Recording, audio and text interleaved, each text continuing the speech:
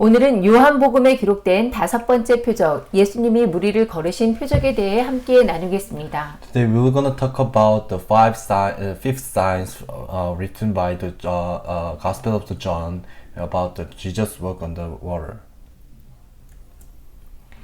요한복음에 기록된 예수님의 5번째 표적인 물 위를 걸으시는 표적은 오병이어의 표적 이후 그날 밤에 일어나는 사건입니다.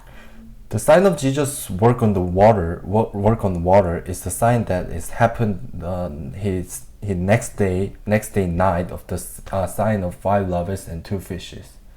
이 표적은 마태와 마가, 요한복음에 기록되어 있는데요. This sign is recorded in the Gospel of Matthew and Mark and John. 오늘 이 예수님이 무리를 걸으시는 표적이 가지고 있는 구원의 메시지를 알아보기 위해서 이 세 복음서를 자세히 살펴보면서 이야기를 나누겠습니다.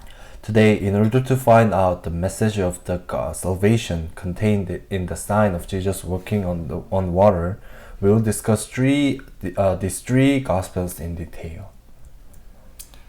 예수님이 오병이어의 표적으로 최소 15,000명에서 2만 명의 엄청난 사람들을 먹이시는 놀라운 표적을 보이자 사람들은 예수님을 자신들이 기다리던 선지자라 외치면서 정치적인 메시아로 자신들의 왕으로 예수님을 추대하려고 했습니다. When Jesus showed an amazing sign of feeding at least 15,000 and then 20,000 people with the 5 loaves and 2 fish, people shouted that Jesus was the prophet they had been waiting for and tried to make him their king as a political messiah.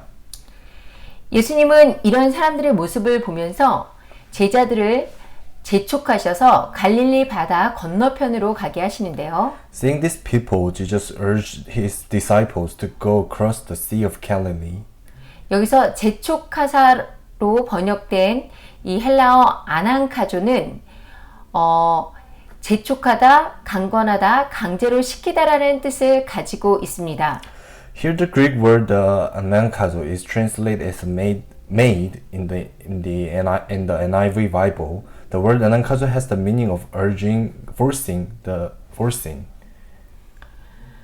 그래서 킹 제임스 버전은 이것을 constrain으로 번역을 했죠. Also in King James version, KJV King James version translated it as a constraint. 지난 시간에 살펴보았듯이 예수님은 생명의 떡으로 우리들의 죄를 대속하기 위해서 오셨는데요. As we look at last time, Jesus came to atone for our sins with his bread of life. 당시 사람들은 자신들의 이익을 위해 예수님을 억지로 임금으로 삼으려 하자 예수님이 즉시 제자들을 강권하여 배를 태워 그 자리를 벗어나게 하고 예수님은 자신을 왕으로 삼으려는 사람들을 피해 기도하기 위해 산으로 올라가셨습니다. That time, people tried to make Jesus king by force for their own benefit, but Jesus immediately forced his disciples to burn the boat and leave the place. Jesus climbed the mountain to pray to avoid those who want to make him a king. 이 상황이 일어난 때에 대해서 요한은 저물매 바다로 내려가서 이미 어두웠다라고 이렇게 설명하고 있습니다. John explained in detail about the time when this situation occurred, saying, "When even was come, he went down to the sea. By now it was dark." 마가복음 역시 저물매 배가 바다 가운데 있고 밤 사경쯤에 예수님께서 바다 위로 걸어서 제자들에게 오셨다라고 기록하고 있죠. And also Mark also stated that the boat was in the middle of the sea at sunset. And Jesus came to the disciples working on the sea around the fourth watch of the night. 여기서 저물매는 우리가 쓰는 시간으로는 오후 6시부터 밤 10시 정도에 해당되는 시간입니다. Here, when evening came is the time we use, which corresponds to the time from 6 p.m. to 10 p.m. 저녁때가 되어 사람들을 5개의 보리떡과 물고기 2마리로 수많은 사람들을 먹이신 예수님을 왕으로 삼으려는 그 군중들을 피해 예수님이 제자들에게 배를 타고 갈릴리 바다를 건너가게 하셨고 예수님이 바다를 걸어 제자들에게 오신 시간을 밤 사경쯤이라고 이렇게 기록되어 있는 것이죠. When evening came, Jesus led the disciples across the Sea of Galilee in a boat to avoid the crowds who want to make Jesus as a king, who had fed so many people with the five bread, loaves, and then 2 fishes. 그럼 사경이 몇 시를 가리킬까요? So, for what time does the fourth watch of the night refer? 유대인들의 하룻밤은 오후 6시에서 시작해서 오전 6시까지였는데요. 이것을 사경으로 나누면 제1경은 오후 6시부터 밤 9시까지, 제2경은 밤 9시부터 밤 12시까지, 그리고 제3경은 밤 12시부터 새벽 3시까지, 제4경은 새벽 3시부터 아침 6시까지였습니다. So the Jewish night began at 6 p.m. and lasted until the 6 a.m. They divided time by watch of the night, such as the first, second, third, fourth watch of the night. The first watch is from the 6 p.m. to 9 p.m. The second watch is from 9 p.m. to 12 p.m. The third watch is from 12 p.m. to 3 a.m. And lastly, the fourth watch is the 12 p.m. to 3 a.m. 그러니까 지금 마가복음에 밤 사경쯤이라고 이렇게 되어 있는 시간은 새벽 3시부터 아침 6시 사이를 가리키고 있죠. So therefore the fourth watch of the night recorded in the paragraph refer to the time between 3 a.m. and 6 a.m. 또 사경이라는 것은 한자로 하면은 또 역경의 밤을 의미하기도 하는데요. 당시 제자들이 배를 타고 배를 타고 있을 때 큰 바람이 불어서 파도가 아주 높게 일어났다는 것을 우리는 요한복음 6장 18절을 통해서 알 수가 있습니다. So also watch of night means the night of adversity.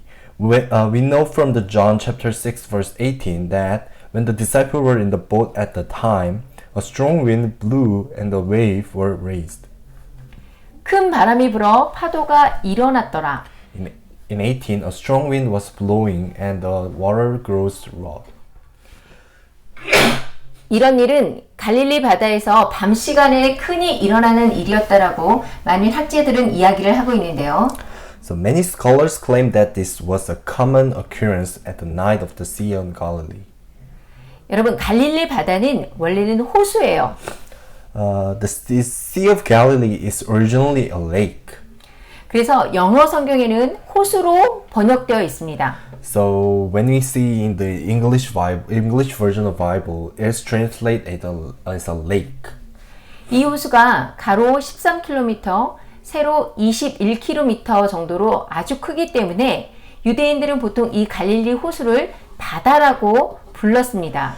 This lake is so large that it's measured like 13 kilometers in width from the east to west and 21 kilometers in length from the north to south. That's why the Jews call this lake as a sea of Galilee. 이것은 번역의 오류가 아니라 히브리 성경에도 바다를 의미하는 단어 탈라사가 사용되어져 있죠. This is not a mistake for the translate because in Hebrew Bible is written as 탈라사. 이 갈릴리 바다는 사방이 산으로 둘러싸여 있고 골짜기도 있습니다. The Sea of Galilee is surrounded by the mountains on all sides and has valleys. 수면은 지중해보다 한 200m 정도 낮아요. The water level is 200 meters lower than the Mediterranean Sea. 그러니까 꼭 웅덩이처럼 되어 있는 것이죠. So it's just like a puddle. 밤이 되면 산 쪽의 기온이 낮아지고 바닷물은 상대적으로 기온이 높은 채로 있다 보니까 이 온도차로 인해서 때때로 돌풍이 불게 되는데요. At night, the mountainside cools down and the seawater remains relatively warm. So the temperature difference sometimes causes gust of the wind, like strong wind. 여기서 큰 바람은 단순한 역풍 정도가 아니라 영어로는 strong windy, 그러니까 배가 뒤집힐 수 있을 만큼의 아주 강한 바람을 의미하고 있습니다. Also, the big wind, like in Korean Bible, here is not just a headwind, but in English we can also see that it means a strong wind. That is a wind strong enough to capsize the back boat.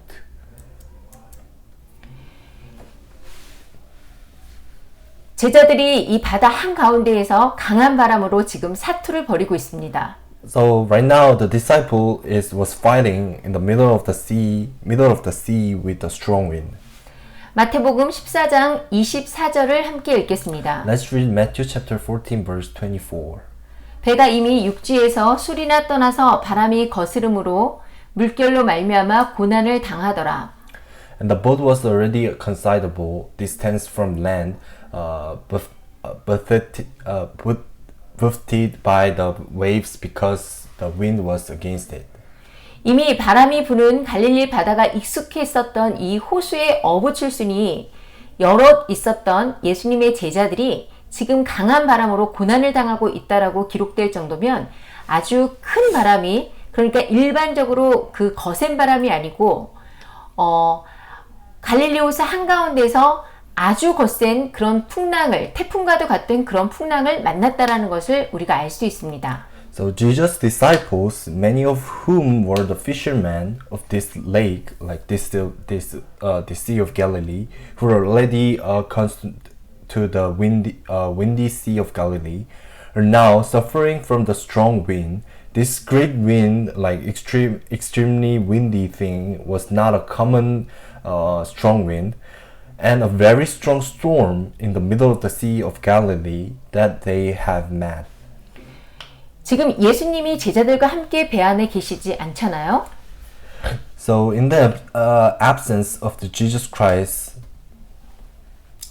예수님도 안 계신 상태에서 제자들은 모두 죽음의 공포로 겁에 질려 어찌할 바를 모르는 그야말로 아비규환의 상태가 되었을 것입니다. so in the absence of Jesus Christ, all the disciples would have been terrified by their fear of death, and would have been a state of the confusion, not knowing what to do. 사실 요한이 기록한 17절, 제자들이 배를 타고 바다를 건너 가버나움으로 가는데 이미 어두웠고 예수님은 아직 그들에게 오시지 아니하였더리라는 이 말씀에서 이미 어두웠다라는 것이 당시 시간적인 상황을 설명해 주고 있을 뿐만이 아니고요. 영적인 상징도 보여주고 있습니다. In fact, John recorded in verse 17 that the disciples were going to Capernaum across the sea by boat, but it was already dark and Jesus had not yet come to them. It showed a spiritual symbol and like symbolical, showing that the state of darkness.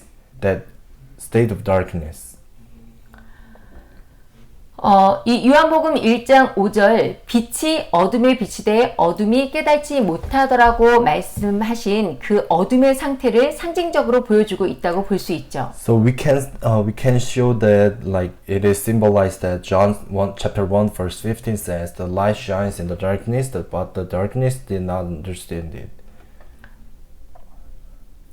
이미 어두웠고 그러나 예수님은 아직 그들에게 오시지 아니하였더니 라는 이 대조를 통해서 예수님의 그 동거와 동행이 없는 영적인 상황을 지금 나타내고 있는데요.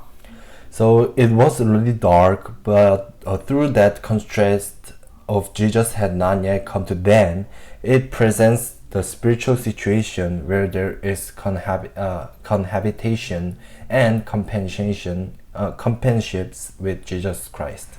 우리 삶의 고난 가운데서 예수님이 각자의 삶에 있는 것과 없는 상황의 차이를 생각해 본다면 예수님이 함께하지 않는 우리에게 커다란 고난은 두려움이고 암흑과 같은 절망의 상황이라는 것입니다. In the midst of the hardship of our life, if we think about the difference between the situation in which Jesus is in each of our lives and the situation without Jesus Christ, the great suffering for us who are not with Jesus is a fear and the situation of despair like a darkness. 지금 제자들도 역시 바다 한가운데서 태풍과 같은 큰 바람으로 고난을 당하고 있고 사투를 벌이고 있습니다. So disciples were also suffering from a strong wind like a typhoon in the middle of the sea and were fighting to the death. 그리고 이때 제자들을 향해서 누군가 걸어오고 있습니다. And at the same time, someone is working toward the disciple, 그것도 물을 밟고서요. even by stepping the water. 마태복음 14장 24절에서 27절을 함께 읽겠습니다. Let's read Matthew chapter 14, verse 24 to 27. 한글과 영어로 한 절씩 번갈아 가면서 읽겠습니다. Let's read in like Korean and English by switch. 배가 이미 육지에서 술이나 떠나서 바람이 거스름으로 물결로 말미암아 고난을 당하더라. And the boat was already a considerable distance from land, buffeted by the waves because the wind was against it. 밤 사경에 예수께서 바다 위로 걸어서 제자들에게 오시니 Shortly before dawn, Jesus went out to them, working on the lake. 제자들이 그가 바다 위로 걸어오심을 보고 놀라 유령이라 하며 무서워하여 소리 지르거늘 When the disciples saw him working on the lake, they were terrified. It was a ghost, they said, and cried out in fear. 예수께서 즉시 이르시되 안심하라 나니 두려워하지 말라. Because Jesus immediately said to them, "Take courage, it is I. Don't be afraid." 제자들은 예수님이 물 위를 걸어오시는 모습을 보고 유령이라고 하며 혼비백산하여 무서워 소리를 쳤는데요. When the disciples saw Jesus Christ working on the water, they were terrified and shouted in fear, calling it as a ghost. 예수님은 안심하라 나니 두려워하지 말라고 말씀하십니다. Jesus said, "Take courage, it is I. Don't be afraid." 여러분은 그 자연의 법칙으로 사람이 바다나 염도가 높은 사해에서는 물에 뜰 수 있지만 이 민물인 그 갈릴리 호수와 같은 곳에서는 일반적으로 사람의 밀도가 물보다 크기 때문에 서 있거나 걸으려고 하면 가라앉게 된다는 것을 분명히 알고 있을 것입니다. You're surely to know that the laws of the nature allows a person to float in the sea or the salty Dead Sea, but where the fresh water, such as like lake, is generally more dense than water in the place like a Sea of Galilee, people will sink if they try to stand or walk. 그런데 성경은 분명히 예수님이 그 갈릴리 바다 물 위를 걸으셨다라고 이렇게 기록하고 있습니다. However, the Bible clearly records that Jesus worked on the water of the Sea of Galilee. 일부 자유주의 신학자들은 당시 갈릴리 바다의 표면이 얼어 있었을 것이라고 말하기도 하는데요. Some liberal theologians are saying that the surface of the Sea of Galilee must have been frozen at the time. 이런 주장은 제자들이 노를 저어 바다로 나갔다라는 요한복음의 기록을 통해서 사실이 아니라는 것을 알 수 있습니다. We can know that this kind of claim is not true that through the record of the John's Gospel that the disciple rowed out to sea. 그러니까 이때 순간적으로 밤이라 너무 추워서 예수님께서 얼어붙은 물 위를 걸어오셨다라는 상상은 원천적으로 불가능한 것이죠. So at this moment it was night and it was so cold that it was fundamentally impossible to imagine Jesus working on the frozen water. 결국 예수님께서는 분명히 액체 상태의 물 위를 걸어서 제자들이 있는 곳까지 오셨다는 것인데요. After all, Jesus obviously worked on the liquid water to the place where his disciples were. 이것은 우리가 생각하기에서는 도저히 일어날 수 없는 불가능한 기적이라고 볼 수가 있죠. This is a miracle that it is impossible for living humans in the nature world. 그래서 제자들도 그 예수님을 보면서 유령이라고 이렇게 소리를 쳤던 겁니다. That's why the disciples also shouted as a ghost, but Jesus to the Jesus Christ. 그런데 예수님은 분명히 유령이 아니셨죠. But Jesus certainly wasn't a ghost. 그렇다면 예수님은 어떻게 물 위를 걸으셨고 예수님이 물 위를 걷는 이 표적을 보이신 이유는 무엇이었을까요? Then how did Jesus Christ work on the water? And why did Jesus show the sign of working on water? 유대인들에게 바다는 사실 좀 특별한 의미를 가지고 있습니다. For Jewish, the sea has a special meaning to Jewish. 이 유대인들은 내륙에 살기 때문에 바다를 볼 일이 별로 없어요. Because they are living in the inland, so they're rarely to see the sea. 그래서 조금 전에도 말씀드렸지만 이렇게 갈릴리 호수를 큰 바다와 같은 물이라고 보기 때문에 이 갈릴리 호수도 바다라고 부르는 거죠. So the Lake of Galilee is also called the sea because it is the same as a lake or a sea. 그런데 이 이스라엘 백성들이 바다를 볼 일은 별로 없지만 이 유대인들은 바다에 대해서 잊혀지지 않는 기억을 가지고 있습니다. The Israelites rarely see the sea, but they have like unforgettable memories to them. 바다를 건너 자유인이 되었던 그 사건, 바로 출애굽의 사건입니다. The incident that crossed the sea and become a free people. 이집트 군대에게 쫓기던 그 이스라엘 민족에게 바다는 그들의 앞길을 가로막는 악이었습니다. This kind of case the mention was the Exodus. For the Israelites who were being chased by the Egyptian army, like the sea was an evil thing that blocked their way. 그리고 그 출애굽의 날 모세가 말을 했죠. And like Exodus day, Moses said, 너희는 두려워 말고 가만히 서서 여호와께서 오늘 너희에게 행하시는 구원을 바라보라. Don't be afraid and stand still and see the salvations that the Lord will work for you today. 이 출애굽의 날 하나님은 그 악을 갈라 길을 내시고 그 길로 이스라엘을 인도하셨습니다. On that day of the Exodus, God separated the evil and made a way and led Israelites on the path. 그래서 이 출애굽의 날은 언약 백성의 앞길을 가로막는 거대한 공포의 세력이 하나님 앞에 굴복한 날로 기억되고 있죠. So that day was remembered as the day when the mighty force of fear that stood in the way of the covenant people surrounded before God. 지금 바다 한가운데서 거센 바람, 거친 파도와 싸우고 있는 제자들에게도 바다는 공포의 대상입니다. Even to the disciples who were fighting against the strong wind and rough waves in the middle of the sea is also the feared subject to them. 바다건 큰 호수건 간에 이 거대한 물 아래에서 사람은 살 수가 없습니다. Under the sea, we cannot live. 그래서 제자들은 어떻게 해서든지 살고자 노를 붙잡고 두려워 떨고 있습니다. So in order to survive, they hold their shabby or tremble in the fear. 그런데 이 제자들 앞에 바다를 밟고 오는 한 사람이 있는 것입니다. But in front of them, there was a person stepping on the sea. 그리고 말씀하시죠. 두려워 말라 나다. And he said, don't be afraid, it's me. 마치 그 옛날 바다를 갈라 백성을 구출했던 하나님처럼요. Just like a God who saved the people of God by dividing the sea in the old days.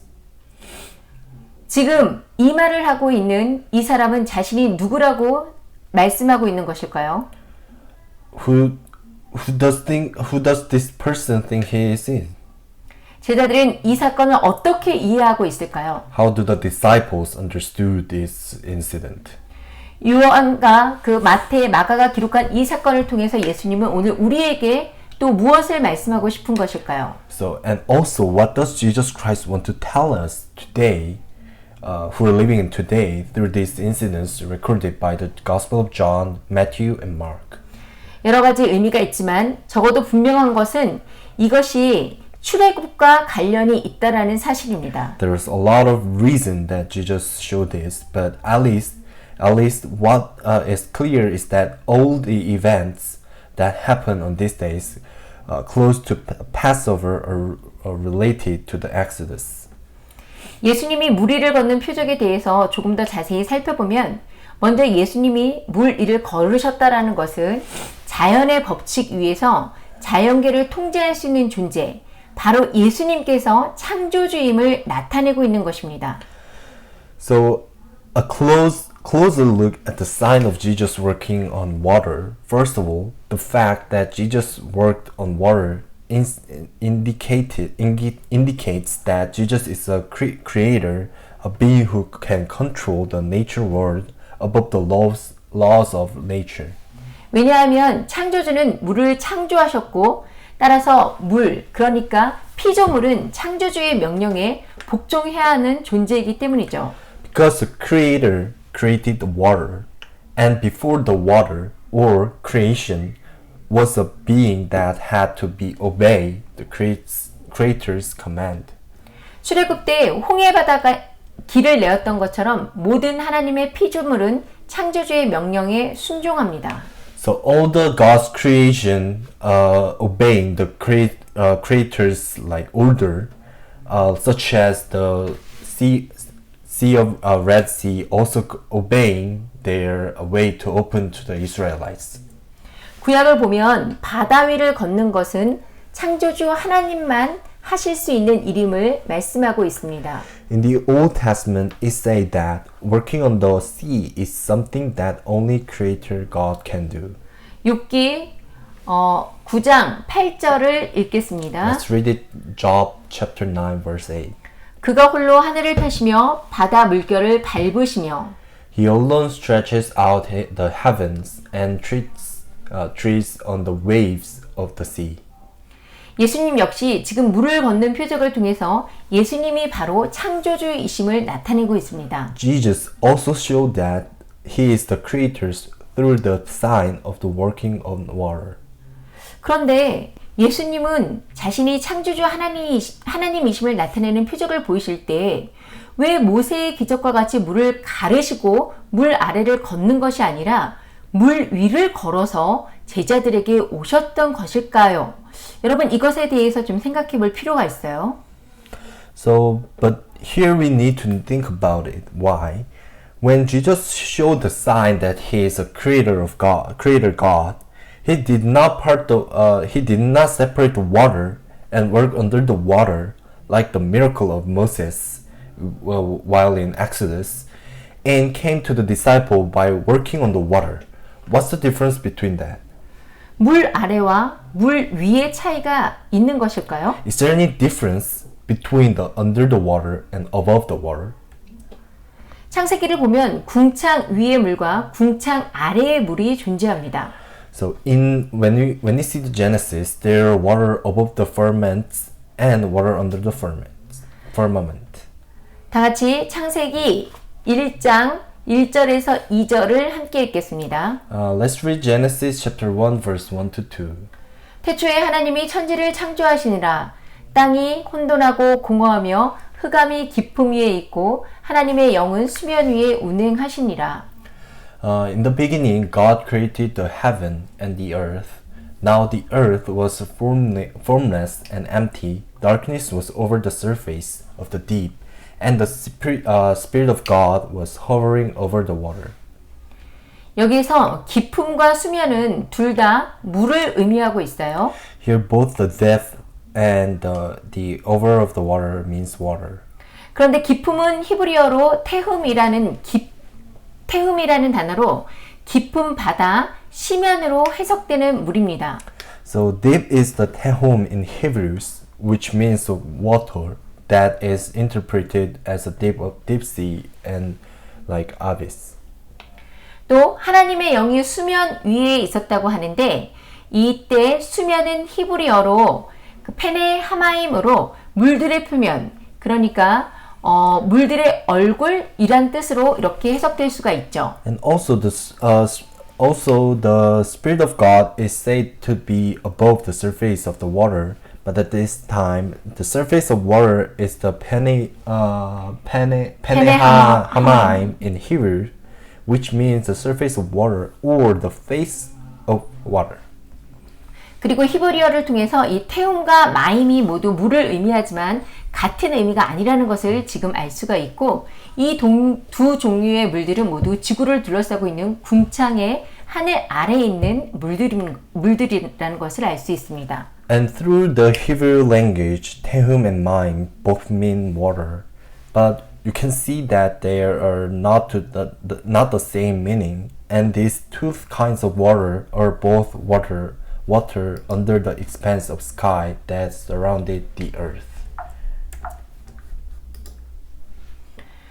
계속해서 창세기 1장 6절에서 7절 말씀을 읽겠습니다.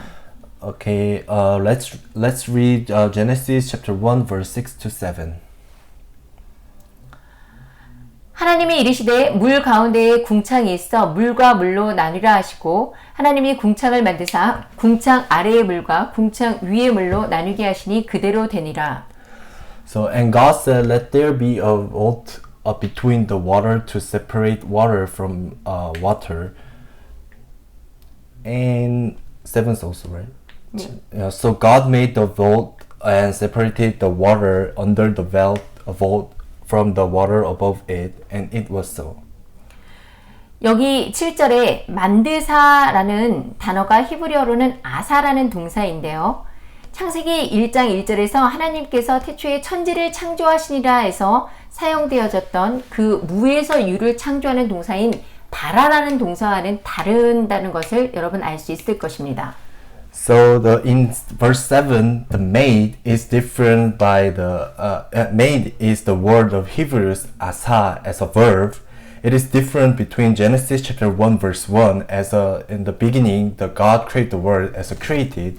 It is different like something like nothing to something like is creating verb as a bara is different. 네.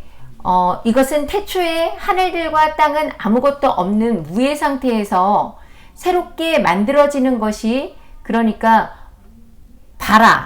바라라는 창조하다라는 동사라면 여기에서 말하는 물과 물을 위아래로 나누는 것은 지구의 궁창 하늘은 이미 있던 기존의 재료로 만드는 것, 그러니까 재건하는 것이기 때문에 이게 다르게 해석될 수 있는 것이죠. So in the beginning, there is nothing such as a sky or land. It is just empty. So God created new things. But in here, the water and upper water and dividing by upper water and underwater, it is the different meaning. Like when God created empty space to something to create it. So it is just such as a rebuild thing. 네, 그러니까 making과 creative가 다른 것입니다. So the created and then rebuild is different. 결국 6절과 7절에서 지구의 그 하늘인 궁창을 만드시기 전에 이미 물은 먼저 창조되어 있다라는 사실을 알 수가 있는 것이죠. So through the chapter 6 verse 6 to 7 we can know that water is already created before the sky waters. above the earth. 그리고 9절을 보면 하나님이 이르시되 천하의 물이 한 곳으로 모이고 물이 드러나라 하시니 그대로 되리라라고 이렇게 기록되어 있습니다. And when you see the chapter 9, and God said, "Let the water under the sky be gathered it to one place, and let dry ground appear." And it was so. 그 여기서 물은 히브리어로 마임, 그러니까 일반적으로 우리가 흔히 볼 수 있는 바다와 같은 물들입니다. So in here, the water is just a water. We can easily to see the water in the lake or sea. Waters. No, water cannot be S. Waters. Water cannot be S. 이 물들이 지구 전체를 다 덮고 있었는데 그 하나님의 명령으로 인하여 이때부터 땅과 바다가 경계가 나누인 것을 알 수 있습니다. So actually, from this part, the water was covering the whole earth, but the command of the God since the earth and like land and sea has divided, as their boundary. 그래서 욥기 38장에서는 창세기 그 1장에서 땅과 바다의 경계를 구분 지으시는 부분이 좀 더 구체적으로 묘사되고 있죠. So in Job chapter 38, there's specifically like showing that in Genesis chapter 1, they are to making the border between ground and sea. 하나님이 바다의 명령에서 그 한계를 정하시고 땅으로 넘어오지 못하게 명령하셨다라고 이렇게 욥기는 기록되어 있습니다. So Job recorded that God ordered to see that he limited the sea level of the sea and then cannot over this ground. 이것은 우리가 알고 있는 그 자연의 법칙이라는 것이 창조주이신 하나님의 명령에 의해서 모든 창조물이 복종하고 있다라는 것을 증명하는 것이라고 이렇게 볼 수 있습니다. So this is the proof that the creations is following the God's order that we already know about the law of the nature. 그런데 하나님께서 이 바다뿐 아니라 지구에 속한 모든 물들을 향해 땅의 경계를 넘도록 허락하신 때가 인류 역사상 딱 한 번 있었습니다. However, there is only one time in human history when God allowed all the water belonging to the earth to cross the boundaries of the earth. 그것이 바로 노아의 대홍수 사건인데요. That case is the Noah's flood. 다 같이 창세기 7장 11절과 12절을 함께 읽겠습니다. Let's read Genesis chapter 7 verse 11 to 12. 그날에 큰 기품의 샘들이 터지며 하늘의 창문들이 열려 40주야를 비가 땅에 쏟아졌더라. On that day, all the springs of the great deep burst forth, and the floodgates of the heavens were opened, and rainfall on the earth 40 days and 40 nights. 11절 말씀처럼 홍수가 시작될 때 땅을 덮은 물들의 정체는 단순히 우리가 흔히 보는 그런 해수욕장의 그 바다뿐만이 아니었고요. 땅 아래의 그 시면의 바다, 그러니까 태음의 샘들이 터지고 기품의 샘들이 터지고 하늘들의 창문이 열려 궁창 위의 물까지 일부 쏟아져 내려왔다는 것을 알 수 있습니다. As in verse 11, when the flood began, the identify of the waters that covered the land was not simple the sea at the beach we often see. The sea of the abyss under the earth, that is the spring of Tehum, burst, and the window of the heaven, like a window of the sky water, were opened, and the sum of water above the firmament poured down. 단 40일 만에 지구 전체를 덮었고 지금으로 말하면 가장 높은 산인 에베레스트 산 꼭대기보다도 더 높게 물이 차올라서 물에 사는 생물들을 제외하고 땅 위에서 움직이는 모든 생물들, 그러니까 조류, 포유류, 파충류는 말할 것도 없고 사람까지 방주에 탄 노아의 가족들과 동물들을 제외하고는 모두 다 죽었다는 사실을 우리는 알 수 있습니다. So in just 40 days, the entire earth was covered, and as of now, the water rose higher than the top of mountains Everest, the highest mountains in the world right now. We can know that everyone and everything in the earth is dead except for Noah's family and earth animals on the ark. 노아의 방주만 제외하면 마치 태초의 그 천지 창조 때 지구 전체를 물들이 덮고 있던 그 상태와 아주 비슷한 상태가 된 것이라고 볼 수 있습니다. Except for Noah's ark, it can be seen that it is become a state similar that the state in which water covered the entire earth during the creation of the world in the beginning. 지금 노아의 방주 사건에서 코로 숨쉬는 모든 물 아래의 존재들은 물고기든 그러니까 해양 생물을 제외하고 모두 다 죽었다는 것에 대해서 우리는 아주 중요한 사실을 발견하게 되는데요.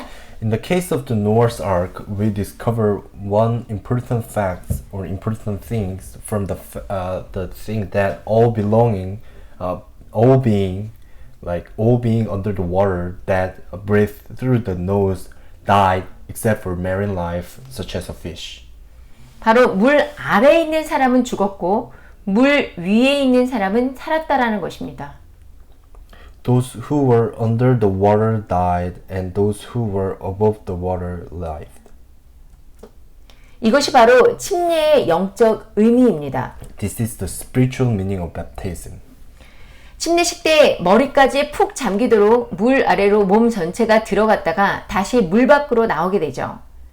During the baptismal ceremony, the whole body goes under the water so that the head is fully submerged and then came out of the water again. 왜 몸 전체를 물 안으로 잠기게 할까요? Why do they do that? 침례의 의미는 물 아래서 예수님과 함께 십자가에 못 박혀 죄에 대해 죽은 존재가 물 위에서 예수님과 함께 의에 대해 영원히 산다라는 뜻을 가지고 있습니다. The meaning of baptism is that the being who died to sin by being crucified with Jesus under the water lives forever with Jesus on the water of righteousness. 노아의 방주 때 물 아래 인간들은 다 죽었습니다. During Noah's Ark, all the people under the water died. 하지만 물 위 방주에 탔던 사람들은 모두 다 구원을 받았죠. But everyone on the ark, on the water, was saved. 또 모세를 따라서 유월절 어린 양의 피를 문설주에 바르고 애굽에서 탈출했던 이스라엘 백성들은 홍해바다 밑을 걸어서 물 아래를 지나 물 위로 구원을 받았습니다. Following Moses, the Israelites who escaped from Egypt by putting the blood of the Passover lamb on the doorpost, worked under the Red Sea and passed under the water to save above the water. 하지만 어린 양의 피와 상관이 없었던 애굽의 바로의 군사들은 똑같이 물 아래까지 따라왔지만 아무도 물 위로 나오지 못하고 결국 그 안에 갇혀서 다 죽고 말았습니다. However, the soldier in Egypt, who had nothing to do with the blood of the lamb, followed them all the way to the bottom of the water, but no one come out of the water and eventually got stuck in it and died. 결국 궁창 아래의 물은 노아의 방주 사건, 또 모세의 홍해의 기적을 통해서 죽음, 사망의 권세를 상징하고 있다는 것을 보여주고 있습니다. So in the end, we can know that the water under the expanse symbolized death, that is the power of death through the Noah's Ark incident and Moses' miracle of the Red Sea. 물 아래는 죄로 인한 죽음을, 물 위는 생명을 뜻하고 있죠. Under the water means death due to the sin, and above the water means life. 그래서 성경에서 바다는 죽음을 상징하고 두려움과 어둠의 세력이 공격하는 곳이라는 영적 의미를 가지고 있는 것입니다. So in the Bible, the sea symbolizes death and has a spiritual meaning as a place where fear and dark force attack. 그럼 궁창 위의 물에 대해서는 성경이 어떻게 말씀을 하고 있을까요? Then what does the Bible say about the water above the firmament? 요한계시록 22장 1절을 한 목소리로 읽겠습니다. Let's read Revelation chapter 22 verse 1. 또 그가 수정같이 맑은 생명수의 강을 내게 보이니 하나님과 및 어린 양의 보좌로부터 나와서 Then the angel showed me the river of the water of life, as clear as crystal, flowing from the throne of God of the Lamb. 여기서 생수의 강의 근원은 하나님과 그 어린 양의 보좌로부터 흐르는 것을 알 수가 있죠. So in here, the water of life, clear as a crystal, coming out the throne God and of the Lamb. 여러분 17절도 한번 같이 읽어볼까요? Let's read it. Revelation chapter 22, verse 17. 성령과 신부가 말씀하시기를 오라 하시는도다. 듣는 자도 오라 할 것이요 목마른 자도 올 것이요 또 원하는 자는 값없이 생명수를 받으리라 하시더라. The Spirit and the bride said, Come, and let the one who hears say, Come. Let the one who is thirsty come, and let the one who wishes take the free gift of the water of life. 여기서 생명수는 성령님을 뜻하는데요. The Holy Spirit is the Spirit of Christ. Like the Holy Spirit is the meaning of the water of life. 성령은 그리스도의 영 또는 살리는 영으로 생명수는 살리는 물을 의미하고 있습니다. The Holy Spirit is the Spirit of Christ or the Spirit of life, and the water of life means the water of life. 결국 궁창 아래의 물은 죽음의 물, 사망의 물을 의미하고 있고 궁창 위의 물은 하늘 보좌의 물, 하늘 성전에서 흘러나오는 생명의 물로 우리가 그 땅에서 예수님과 함께 죄에 대해서 죽고 예수님과 함께 성령의 의에 의해서 다시 의에 대해 살게 될 때 구원이 완성돼서 진정으로 무리를 걷는 사람, 그러니까 새 예루살렘의 백성으로 생명의 부활을 할 수 있다라는 것입니다. So in the end, the water under the firmament is the water of death. The water of death and the water above the firmament is the water of the heaven, throne of heaven, the water of life that flows from the temple of heaven. When we live for salvation is completed, and people who truly work on the water, that is people of New Jerusalem, and can be resurrected. 이것이 바로 예수님께서 보여주신 무리를 걷는 표적의 참 의미입니다. And this is the true meaning of the sign of working on water that Jesus showed us. 하지만 예수님이 무리를 걸어서 제자들을 향해 걸어갈 때 제자들은 오히려 유령인가 하여 소리 지르고 두려워했는데요. But when Jesus worked on the water and walked toward the disciples screamed and feared that it was a ghost. 그 이유에 대해서 마가의 기록이 아주 특별합니다. So for the reason Mark writes is special. 마가복음 6장 52절을 함께 읽겠습니다. Let's read Mark chapter 6 verse 52.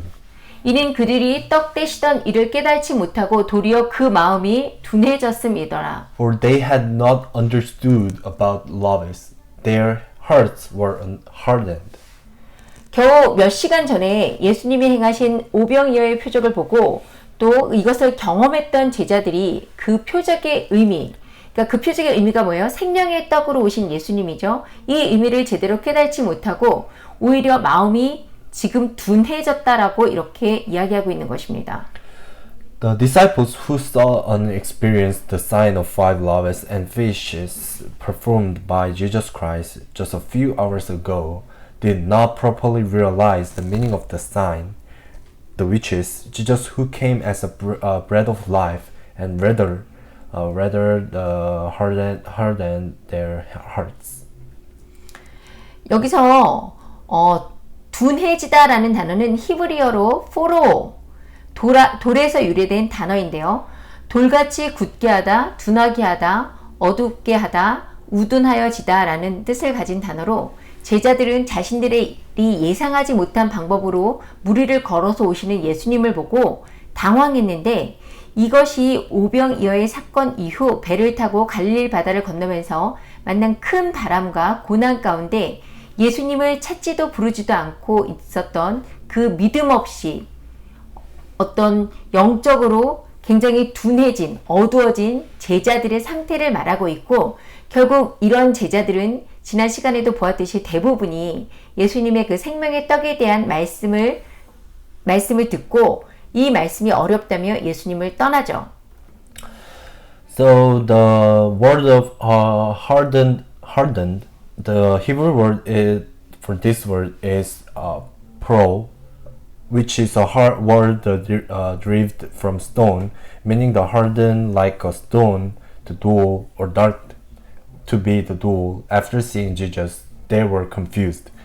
This refers to the state of the disciple who become the spiritually dark without faith, who did not seek or call Jesus amidst the great winds and hardship they encountered while crossing the Sea of Galilee by boat after the incident of the 5 loaves and fishes.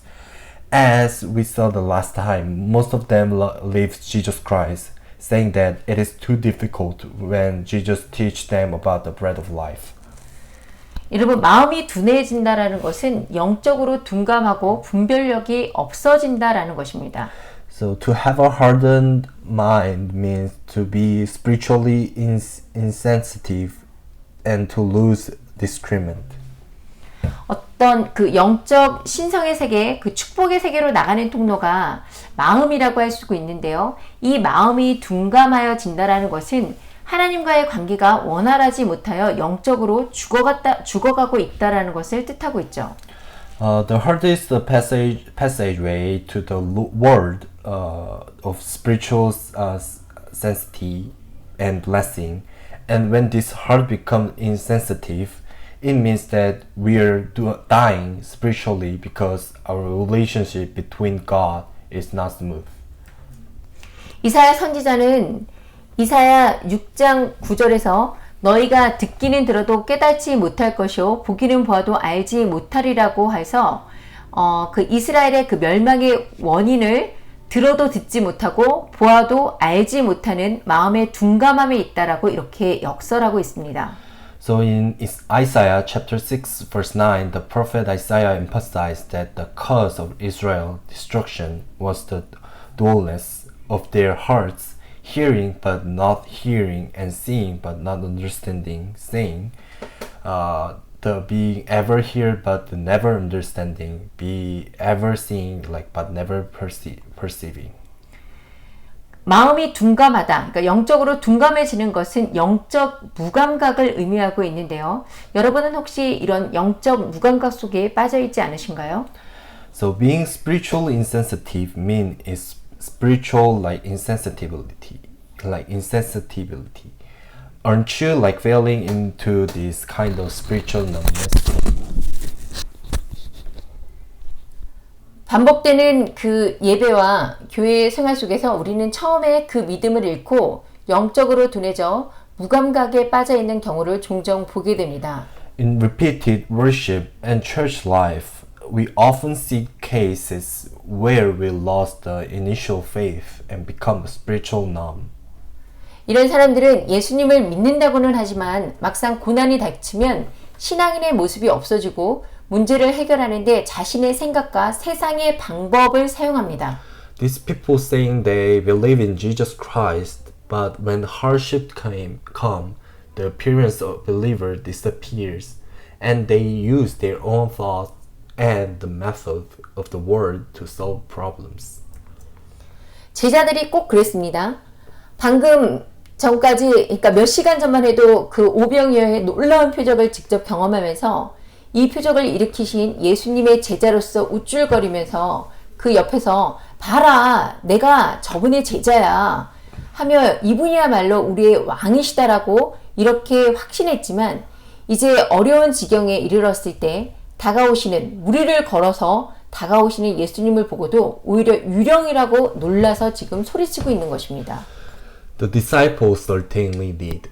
Just a moment ago, of just a few hours ago, as a disciple of Jesus Christ who caused the miracle, while experiencing the amazing miracle of eating the 5 loaves and fishes, proudly standing next to him, they said, like, look, I am that the disciples, and said, this person is our king. I was sure, but now when I am in a difficult situation, they surprised that Jesus is rather a ghost when they see Jesus approaching. 여러분, 이것이 사실 우리의 모습이 아닐까요? Isn't this actually what we look like? 하지만 이것은 예수님을 정말 믿는 사람의 모습은 아닙니다. However, this is not a image or like this is not a real believers in the Lord.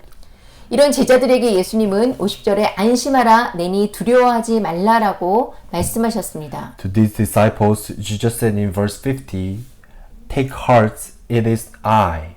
Don't be afraid. 이 말은 헬라어로 에고 에이미로 히브리어 에헤에 아세르 에흐에, 그러니까 I am who I am, 나는 나다와 동일한 말씀입니다. So this word is ego eimi in Greek word, and it is same as the Hebrew like ehel aser ehel. I am who I am in English. It is the same word. 그러니까 예수님은 여기에서 다시 한번 제자들에게 내가 바로 너희가 기다리던 그 메시아야 라고 자신을 드러내고 계신 것이죠. So Jesus is revealing her here once again, I am the Messiah and Savior who have been waiting for. You have been waiting for. 또 마태복음에는 요한복음이나 마가복음과 달리 특별히 그 베드로의 체험이 기록되어 있는데요. Also, unlike the Gospel of John or Mark, the Gospel of Matthew,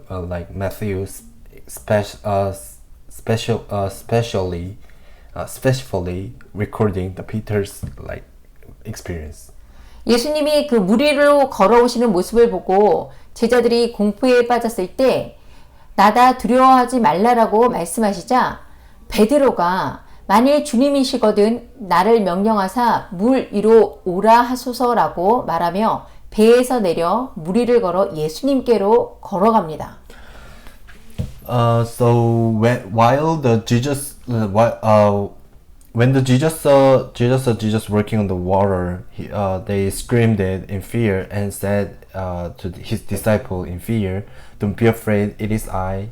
And when the Peter listened that word, and the Peter go down from the boat and discharge the boat and then work on the water and go to the Jesus Christ. 죽음의 공포를 느끼던 그 상황에서 베드로가 예수님의 명령을 따라서 물 위를 걸어갈 수 있었던 이유는 창조주 예수님에 대한 믿음 때문이었습니다. So the reason why Peter was able to work on the water, the following Jesus' command in the situation, where he felt the fear of the death, was because of his faith in Jesus, the Creator. 베드로는 예수님께서 물 위를 걸으시는 것을 보고 놀라워 아, 내가 따르는 이분이 정말로 창조주, 우리의 메시아가 맞구나라는 이런 믿음이 생겼던 것이죠. So when Peter saw Jesus working on the water, he was surprised and said, "Oh, this person I follow is really the Creator, Messiah." 하지만 안타깝게도 베드로는 바람을 보고 무서워 물 아래로 빠져가는데요. But when Peter sees the wind, he is afraid and goes under the water. 예수님께서는 베드로에게 믿음이 작은 자여 왜 의심하였느냐라고 이렇게 책망하십니다. So Jesus rebuked Peter, saying, "You of little faith, why did you?" 여러분, 예수님은 왜 베드로에게 이런 책망을 하셨을까요? So why did Jesus rebuke to Peter? 처음에 설명을 했듯이 당시 상황은 엄청난 태풍급 바람이 휘몰아치는 상황이었습니다. As I explained it at the beginning, the situation at the time was a situation where a huge typhoon or hurricane levels wind was blowing. 베드로는 예수님처럼 물 위에 서긴 했지만 사실상 아직은 물 아래의 존재, 그러니까 죽을 수밖에 없었던 죄인이었기 때문에 바람이 세게 불어오자 예수님이 그 창조주이심에 대한 의심이 생겨 순간적으로 빠지게 된 것입니다. So although Peter stood on the water like Jesus, he was actually still under the water. That is a sinner who had no choice but to die. When the wind blew strong, he began to do with Jesus being the creator, and he fell into the water. 예수님께서 물 위를 걸어오시긴 했지만 이 거센 태풍을 어떻게 못하실 거라는 그런 두려움이 생겨서 예수님이 모든 만물을 다스리고 또 통치하시는 창조주 하나님이시라는 믿음이 순간적으로 흔들렸던 거죠. So although Jesus worked on the water, he feared that Jesus could not overcome this typhoon, and he believed that Jesus was the creator God who rules all things, was momentarily shaken. 이런 베드로의 그 불완전한 믿음은 결국 예수님을 3번 부인하는 그런 참담한 결과로 이어졌다라는 것을 여러분도 잘 알고 계실 겁니다. You will remember well that such an imperfect faith eventually led the disastrous result betraying Jesus and denying it 3 times. 하지만 이렇게 불완전한 믿음을 가지고 있었던 베드로가 성령이 임한 후에는 어떻게 되었나요? However, what happened to Peter of this imperfect faith after his Holy Spirit came upon him? 잡히면 즉시 투옥되거나 십자가형에 처해질 수 있는 상황에서 광장에서 담대하게 대중 앞에 나아가 예수님의 부활을 선포하고 회개를 촉구해서 그날 한순간에 남자만 3,000명, 여자와 청소년 아이들까지 포함하면 거의 10,000명 이상이 주님께 돌아오고 구원받게 하는 놀라운 열매를 맺었던 그런 베드로가 되었습니다. In a situation where if caught, he could be immediately imprisoned or crucified, the boldly proclaimed the resurrection of Jesus Christ in front of the public, in the public square, and called for repentance. 베드로는 도저히 같은 사람이라고는 상상할 수 없을 만큼 완전히 다른 존재가 되었는데요. He becomes so completely different that you can who can even imagine he's the same person. 바로 궁창 위의 물, 그러니까 생명수 대신 성령님이 임하자 물 위의 존재, 살리는 존재로 베드로는 변할 수 있었습니다.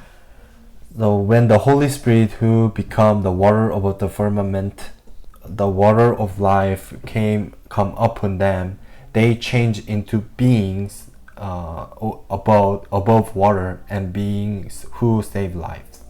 베드로가 물 위의 존재가 되자 베드로의 설교로 물 아래에 있던 죽었던 존재들이 생명의 존재로 살아났던 것입니다.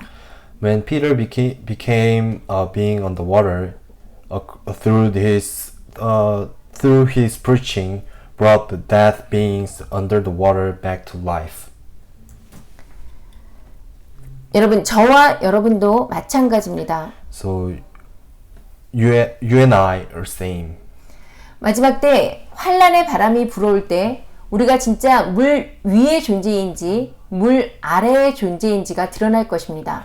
So when the wind of tribulation blows at the end, it will be revealed whether we are really above the water or below the water. 우리 안에 하나님의 인, 성령께서 계시다면, 그리고 그 성령의 인도하심을 끝까지 순종해서 나간다면 마지막 때 미혹의 거센 풍랑 속에서도 우리의 그 창조주 예수님에 대한 믿음이 절대로 흔들리지 않을 것이에요. If we have the seal of God, the Holy Spirit, and if we obey the guidance of Holy Spirit to the end, our faith in Jesus, our Creator, will never be shaken, even in the face of the mighty storms, delusion in the end time. 그런데 우리가 살아가면서 특히 이 환란의 바람이 거세게 불어올 때 우리가 가장 흔들리지 말아야 되는 것이 있는데요. 그것이 가장 중요한 것이 무엇이냐, 또 가장 경계해야 되는 것이 있는데 그것이 바로 마음의 둔해짐, 바로 영적 무감각입니다. Until the end of time, we have to, like every moment, what we need to be most real of the dualness of mind, spiritual numbness. 이런 영적 무감각에 빠지지 않기 위한 대처 방법으로 예수님은 이렇게 권면하셨습니다. As a countermeasures to avoid falling into the spiritual numbness, Jesus advised it. 누가복음 21장 36절을 함께 읽겠습니다. Let's read Luke chapter 21 verse 636. 이러므로 너희는 장차 올 이 모든 일을 능히 피하고 인자 앞에 서도록 항상 기도하며 깨어 있으라 하시니라. Be always on the watch and pray that you may be able to escape all that is about to happen, and that you may be able to stand before the Son of Man. 첫 번째로 스스로 조심하고 긴장을 잃지 말고 하나님의 자녀로서의 정체성을 상실하지 않도록 자신의 영적 상태를 늘 점검하는 세심한 관심과 노력을 아끼지 말아야 합니다. First of all, we must not lose tensions and must pay close attention and effort to constantly check the spiritual conditions so that we do not lose our identity as a child of God. 지금 나의 상태가 이대로 좋은가? 이 질문을 항상 자신에게 하면서 내가 정말 하나님 앞에 참다운 부끄러움 없는 하나님의 그 신부다운 예수님의 신부다운 모습으로 있는지 점검해보고 그렇지 않다면 회복하기 위해서 회개해야 합니다. So we have to say that it is good as it is now. We always ask to us that it is like completely okay before God, before Jesus Christ as a bride of Jesus Christ. We have to restore our appearance as a believer, as a Christian.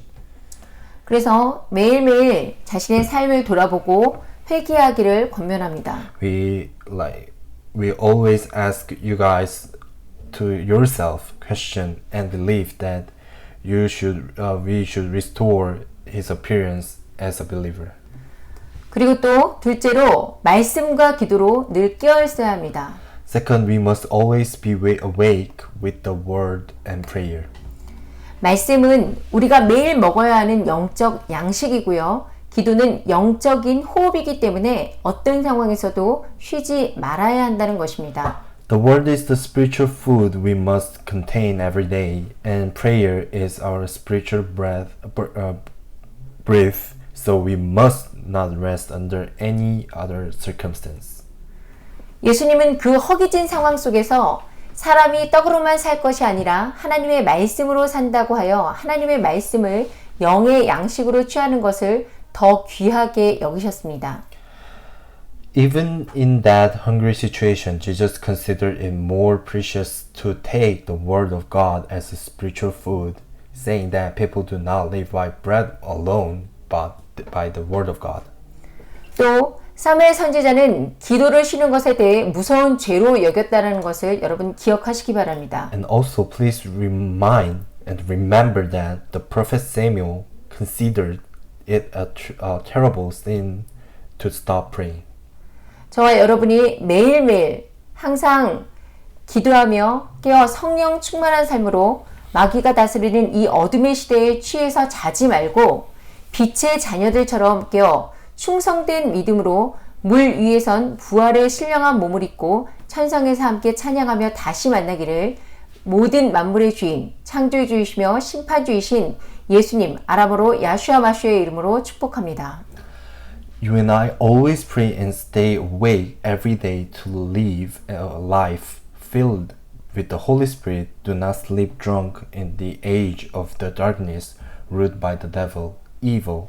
Stay awake like a children of light, where the spiritual body of resurrection, standing on the water with the faithful faith, praise and meet against in heaven Jesus, the Lord all things, the creation and judge in like Aramaic bless you in the name of Yahshua Mashiach.